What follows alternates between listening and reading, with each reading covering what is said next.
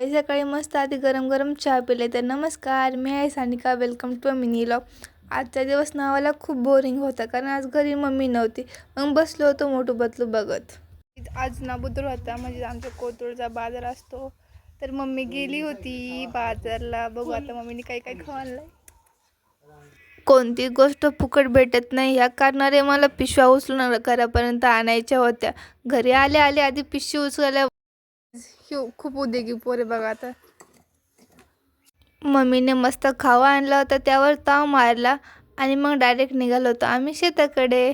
उन्हाळा असल्या कारणामुळे बाकी सगळीकडे सगळं वाळून वाळून चाललं होतं, पण आमचं शेतच तेवढं मस्त हिरवंगार दिसत होतं.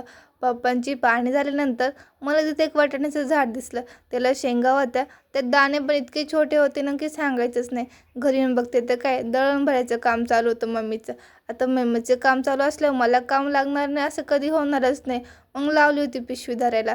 रात्री मस्त पुरणपोळीचा बेत होता, आता तिथं पण सोडलं नाही. बसवलं होतं मला पोळ्या भाजायला. तोपर्यंत मी तिळगुळ खाऊन घ्या, तिळगुळ घ्या, गोड गोड बोला. मस्त आधी आमच्या लक्ष्मीला नैवेद्य दाखवला, मग सर्वांनी मस्त पुरणपोळी ताव मारला. चालते, भेटू पुन्हा, बाय बाय.